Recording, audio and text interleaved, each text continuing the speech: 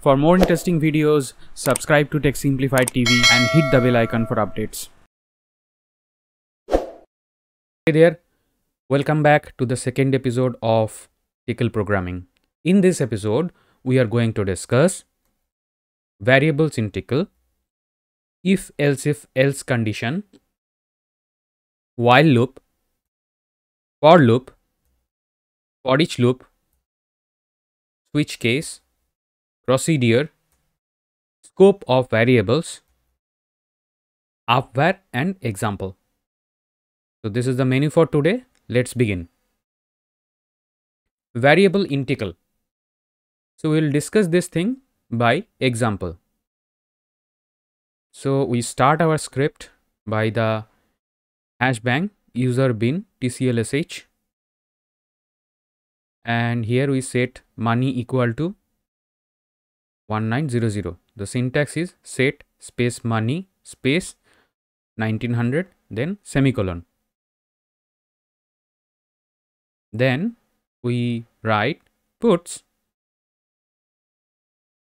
within quotes money is $money and we end it with a semicolon. So this way a variable is defined and it can be printed. So similar way we define a with the value 10, and next what we do, we set b with within the triangular bracket we write expr $a plus 5. Okay, so this is a mathematical operation on the variable, and the expr is a procedure, predefined procedure in Tcl, which gives its return value, and any procedure in Tcl, whenever it is giving the return value, it has to be executed within these rectangular brackets. Okay, and the output can be saved in a variable or a list or an array or a dictionary. Okay, so here it's a scalar value, so we are storing it in variable b, and here we can echo a and b by the puts command. Here with this unset command we can undefine the value of a. So any value that was stored in a now is completely undefined. And if we again here execute that echo $a and $b, $a will return nothing.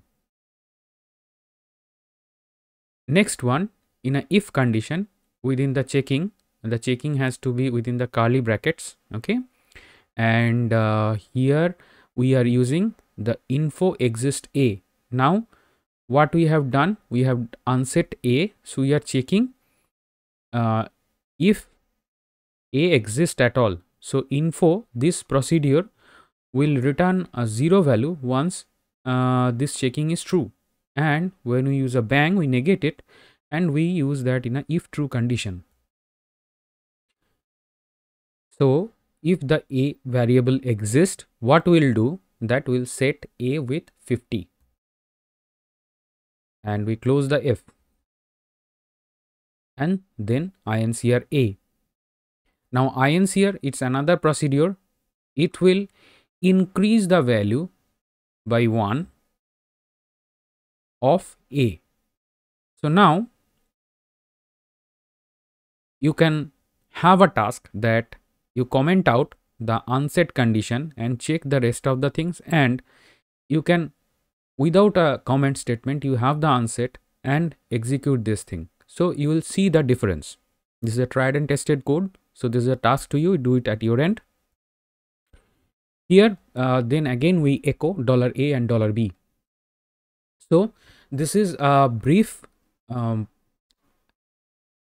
description of any variable that is being declared, that can be unset, okay, that is made undefined, or and we can check whether some variable at all exists or not with the info exist command. So guys, this is just a first glimpse of the variables in Tcl. Mostly here we have dealt with the scalar variable. So we are done with this particular slide. Let's move on to the next slide. So here we are talking about if else. Now, before going in to the example, I would like to mention that here I have covered the all, that is if else and if else. So I am not separately showing you the if else condition, because if we remove the else if from in between, the if and else will execute as usual. So let's begin. So here our hashbang command is there, and then we have set x equal to 1, that is set x space 1, and we are checking the if condition, and the condition of the if have to be checked within the curly brackets. If $x not equal to 1, what we do?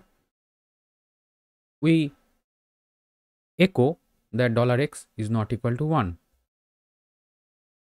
Else if $x equal to 2, what we do? We give the puts command with the value that $x is 2. And else, if neither of these two happen, in that case put $x is 1, and we close the else. So here you can look at the structure. The intent of this particular slide is to make you familiar with the if else condition block, how to write the conditions there.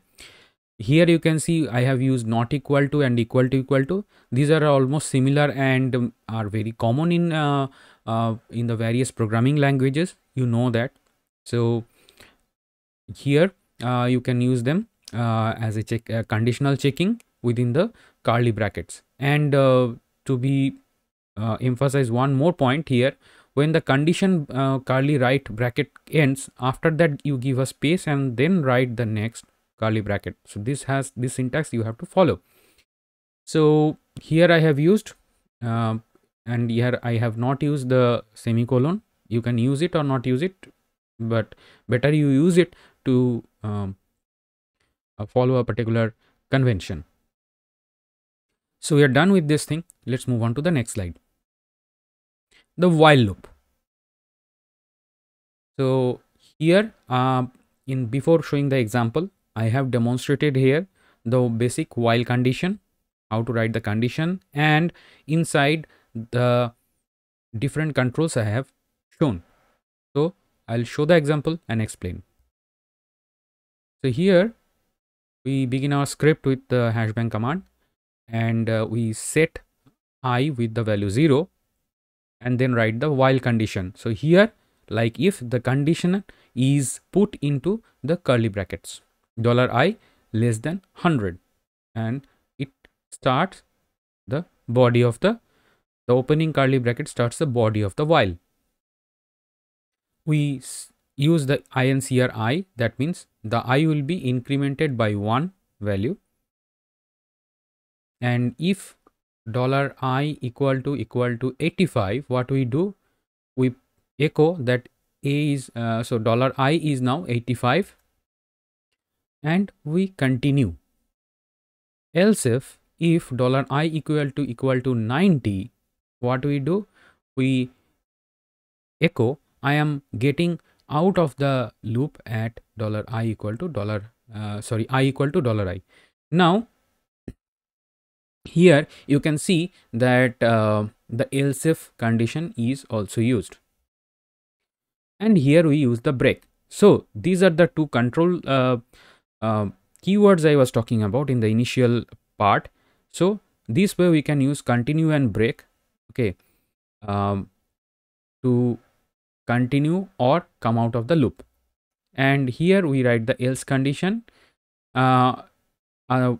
Apart from these two conditions, what it will print in the screen, that I am at count $i. So here we are closing the else, and here we are closing the body of the while.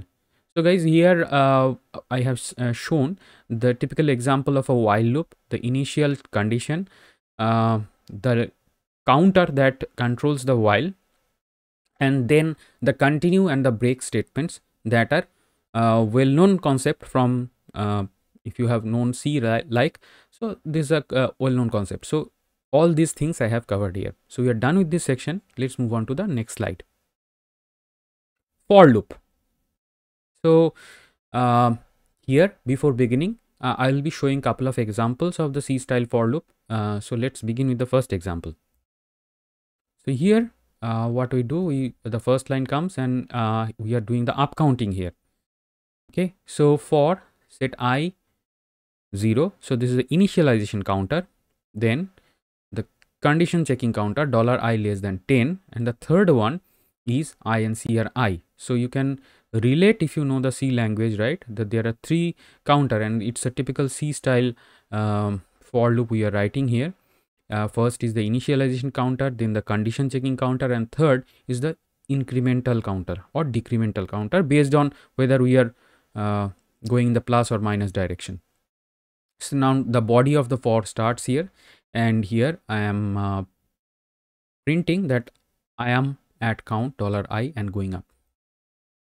So after 200 and we say update. So these are 2 things that are not related with for, but just here for printing I have used it. So what this do that this after function or the procedure, it does what, it delays the display for 200 milliseconds, and when after that we say update, then the display comes. So sometime we may require this, so that with this example I have shown to you here, I have just closed the body of the for.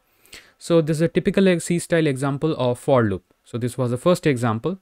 I think now you are familiar with the for structure. Let's move on to the next one. So we start our script here, and this is for down counting or decrement by 1.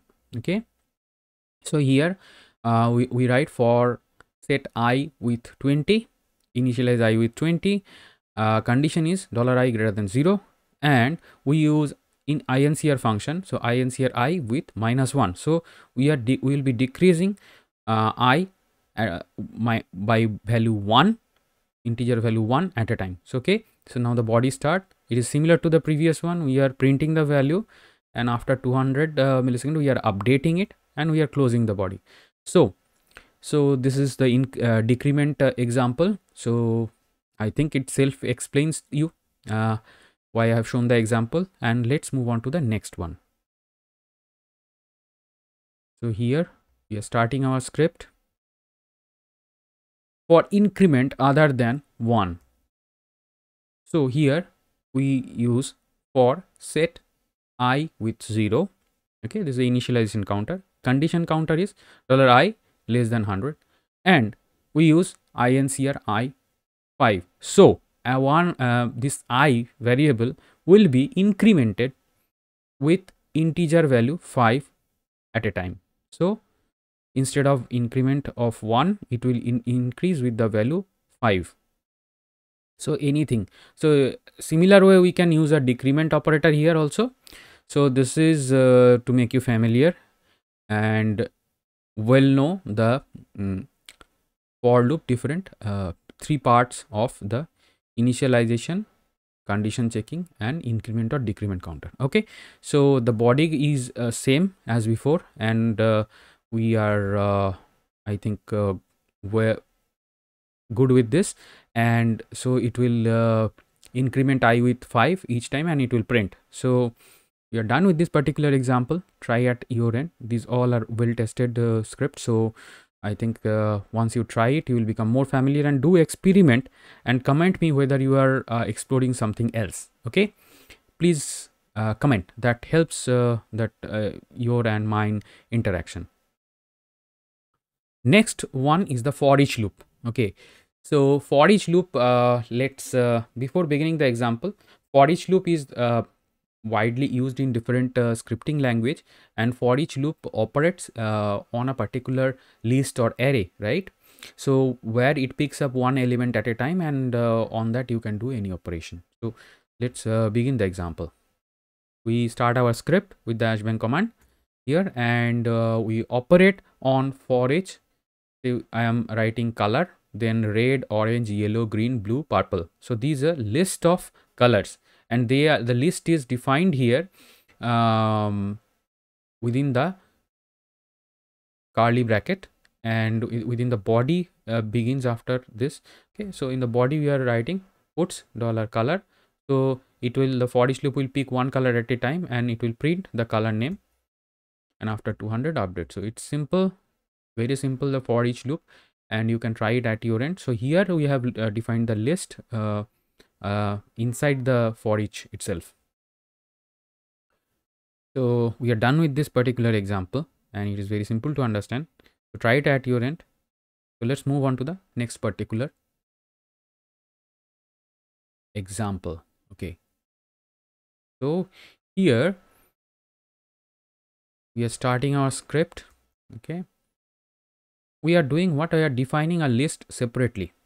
Okay, in the example we have just seen, we have declared the list inside the for each loop, and in this particular for each loop example, we will be defining the list outside. Okay, so we define a list like this: set lst colors, and within double quote space separated values I have given for all the colors: red, dark, yellow, green, blue, purple. Okay, and here I am using this particular list for each color, and since I am using the value of the list here, I put a $. Here. Okay, so $lst colors, and in the body I put the color, and as usual I after 200 millisecond I am updating the value, and we are closing. So this particular example is a typical example, and I would like to remark one thing. So this list, okay, it can contain strings, right? So when we are using the Tcl in VLSI, sometimes we store the outcome of any particular procedure, okay, in a list. So this for each may be used like I have shown below in the yellow box. So say set list of nets. List of nets is a list, okay, and we within the rectangular bracket we are defining get all nets. So it's an imaginary procedure which will get all the nets in a design, and we are filtering with the whichever named with clock. So if you execute within the rectangular bracket, the return value will be a list, and that is stored in the list of nets, and that you can iterate on the list by this for each command, and what operations here you are doing is up to you. Okay, so because the intent of this tutorial is to make you understand and make you link your concept of the basic Tcl with the Tcl used in VLSI, I have put couple of such remarks so that you can be prepared, well prepared, what to use when. Okay, so typically I personally have seen that such type of procedures are there in the standard tools, and you can filter out or list out multiple things. Okay, it may be nets or maybe something else, and you can get that out in a data structure, okay, of list. Okay, so in the next episode we will cover all the data structure, but for ease purpose you can just now you can understand that list is a list of strings. Okay, so let's move on to the next example.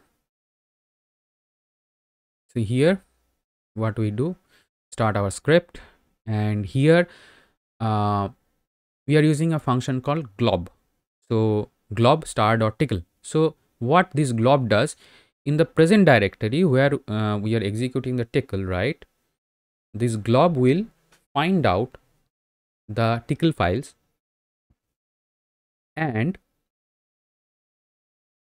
it will return all the names of those tcl files as a return value. So we are using the triangular bracket to execute this particular procedure, and the return value we are storing in the list called tcl files. Here we are iterating on the particular list for each file name of the list tcl files. We are printing one file name at a time, and we are closing the body of the for each. So this will print out all the tickle files are listed in the present directory. So I have used your tickle, right? It could be any file. Same, it may be Verilog file, maybe VHDL file, anything. When designs are there, right? There will not be a single Verilog file or a single VHDL file. There could be multiple. So I'm talking about a particular case. So design, there might be a top.v, and there could be a specific sub blocks, okay, which are also defined in Verilog, right? Or the similar thing can be in a VHDL. So there, when you are inside the live shell of the tool, right, you can collect the list like this, okay, list of the Verilog files or VHDL files, and do whatever you want to do, okay, your intent is. So here again I'll put a remark here. So this may be used to list the files and operate or source them in VLSI. So sometimes you need to source them, or there may be some procedures in which you need to include them, okay, right? So so you can use this particular type of script there. So maybe 10 Verilog files are there in your design. The basic top level is the top.v, and the rest of the things are different names. So you can just iterate. I'm giving a hypothetical example here, and you can iterate on each time on them, and you can use with some particular tickle procedure that is native to the particular tool shell, right? You can just source them one by one inside this. Okay, so okay, I'll stop here on this particular example, and similar way, or you may find other utility, but this is a very good example which you may encounter in actual VLSI. So I'll move on to the next slide. So we start our script here, and here what I am doing, I am making a list of colors, and then making list of foods, and they are mapped. If you see, so apple, the previous one is red, the orange, yellow banana, like green lime, blue berry, purple grape. Okay, so these are mapped. So, and I make a third list with the status. So okay, bad, okay, okay, bad, bad. So so this you can see, when I relate them, it becomes a lookup table, right?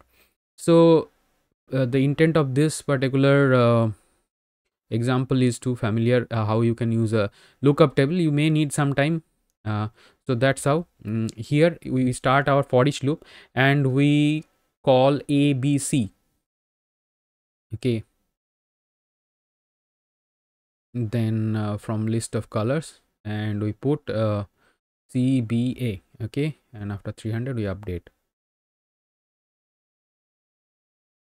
So this way we can use our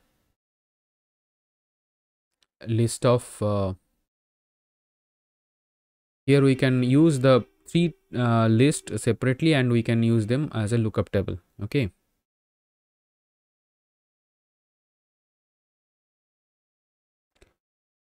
so here in this particular slide we will be talking about switch case, and here it goes.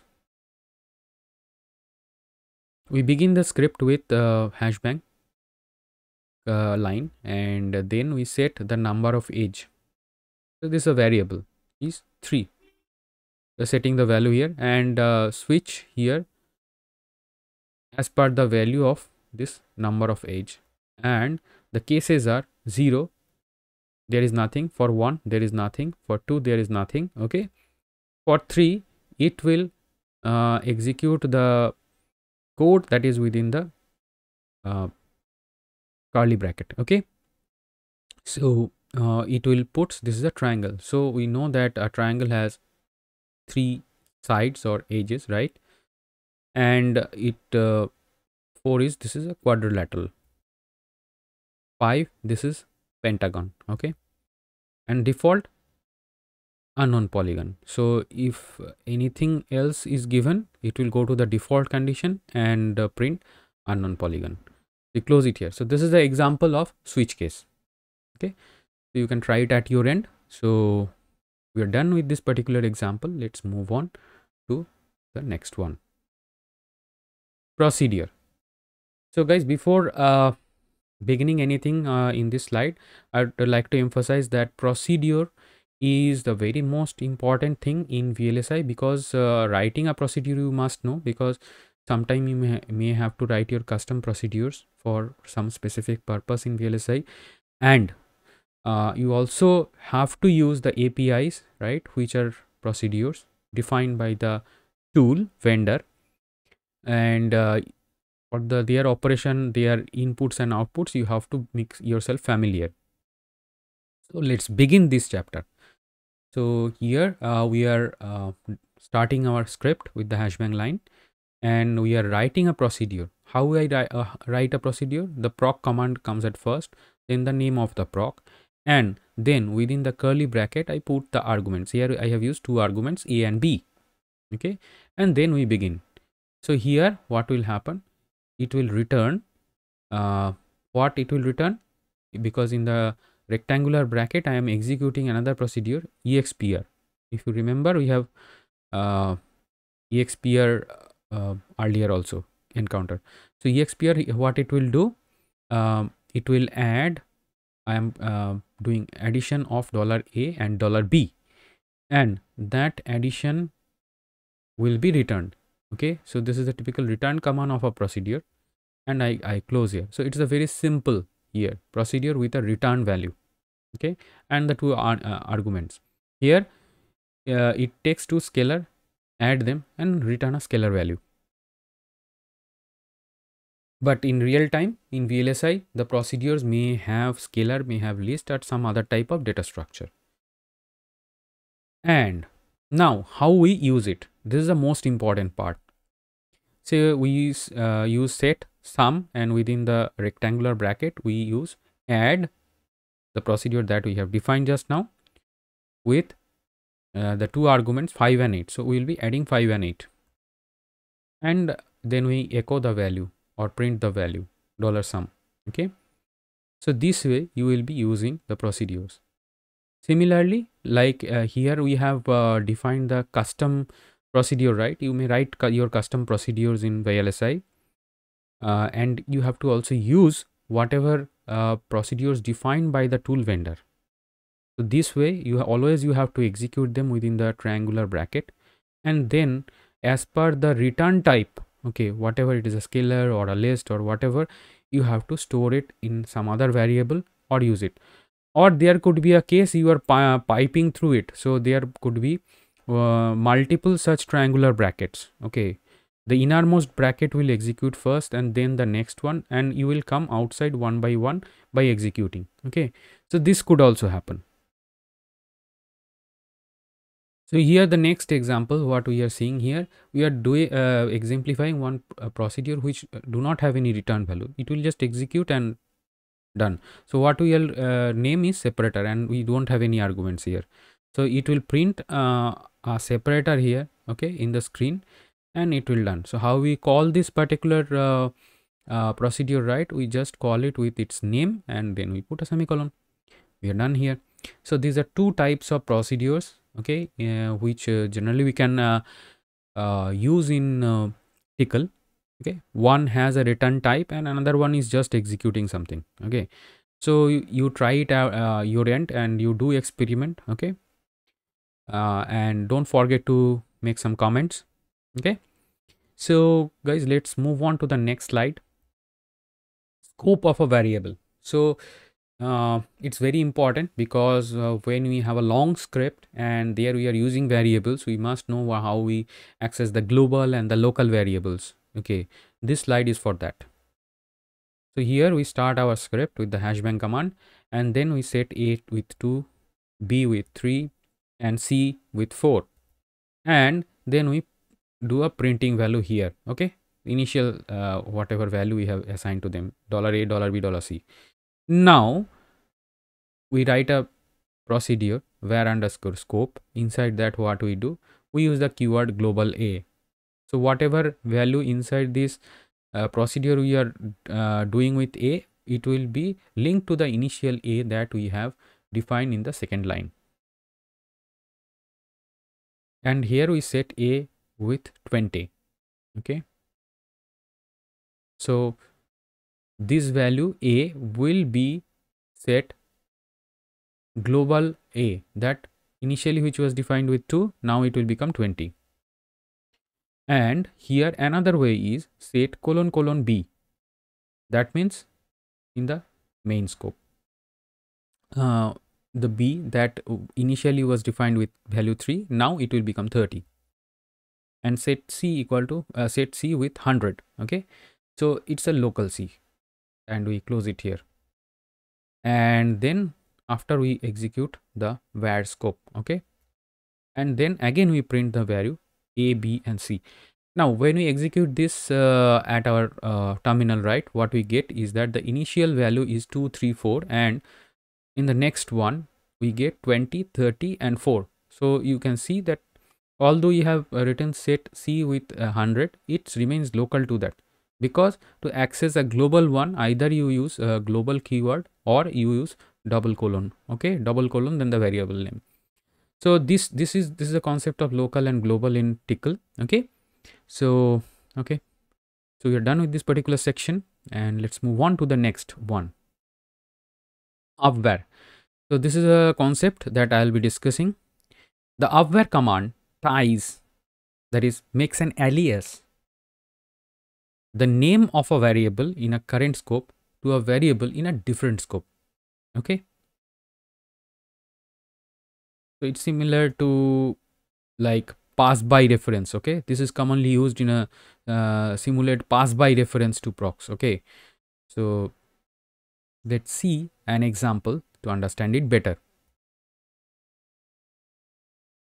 Here we start our script, and here now we write a procedure called set positive. So it will make a value of a variable positive. So we may have a plus value or minus value, right? Plus value is already positive, but if it comes with the minus value, it will be changed. Okay, so there are two things we have written in the first set of curly brackets.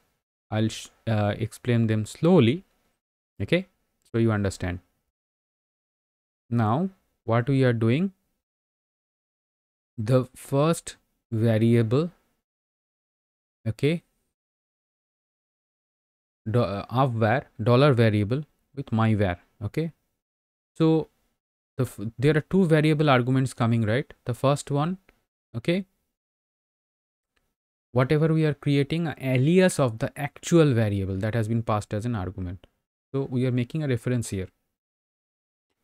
Say if dollar value less than 0, okay, what we do, we set my var with expression, and within the second that is the curly bracket, minus dollar value. So we get a positive value here. Okay, else set my var with dollar value, and we close and return. Here we are just returning 1, because here not we are returning any value, but we are doing the calling by reference or using by reference. Okay, so here I close the proc. So in this proc, what I am doing is that we accept the variable and its value. Okay, the variable itself is accessed by reference using the upvar, and then accordingly we make the change. So now is the time to use this particular procedure, and we use set positive x and the value is 5. Okay, and set positive y with minus 15. Then we print the values to our screen. Now let's see what happens. So when we execute the entire script, the output comes as x 5 and y 15. So you can see here we are using call by reference thing, and the original variable is changed. The value stored in the original variable is changed. This is the purpose of the upware. You can use it. Okay, so I think we are done with this particular section, and we have reached to the end of this episode. Thank you for attending. Don't forget to like, share and comment the video. Thank you guys. Bye.